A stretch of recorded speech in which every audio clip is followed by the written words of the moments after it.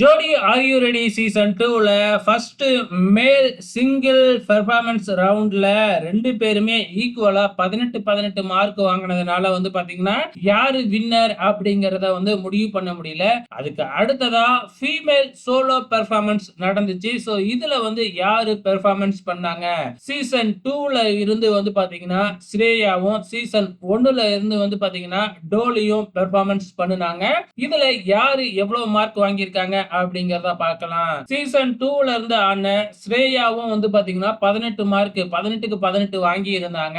ஆனா டாலி பாத்தீங்கன்னா 18க்கு 16 மார்க் வாங்கி இருந்தாங்க. ஸ்ரேயாவோட 2 மார்க் கம்மி அப்படிங்கறதுனால பாத்தீங்கன்னா இப்ப சோலோ பெர்ஃபார்மன்ஸ்ல பாத்தீங்கன்னா சீசன் 2 அதாவது நம்ம ஸ்ரீதேவி மேம் டீம் தான் வின் பண்ணி இருக்கு.